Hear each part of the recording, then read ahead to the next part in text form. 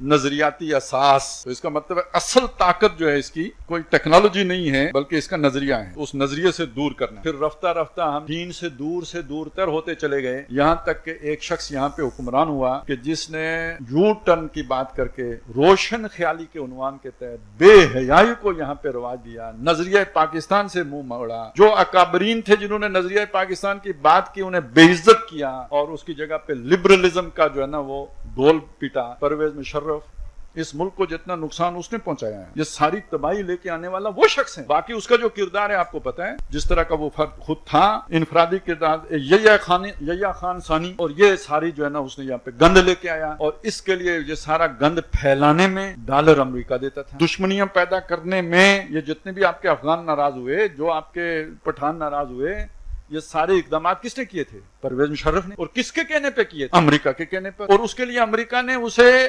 Facilitate کیا، اسے funds دیے، اور جی ڈالر آ رہے ہیں تو بندے پکڑ کے دیتے جاؤ امریکہ کو۔ فوج کو بدنام کرنے کی بنیاد کس نے رکھی؟ پرویز مشرف نے رکھی، خود فوجی، لیکن پیسے کے لیے استعمال۔ کیوں؟ وہ نظریہ پاکستان سے منحرف آدمی، اگر اسے کوئی خدا خوفی ہوتی تو یہ نہ کرتا۔ ایمان ہے وہ جذبہ جو آپ کو دوسرے کا ایجنٹ بننے سے روکتا ہے۔ تو یہ جس فوج کا ماٹو تھا وہ ایمان جہاد تقویٰ، اس کو ایمان سے ہی دور کرنے کی اس نے کوشش، پرویز مشرف اور اس کے بعد آنے والوں نے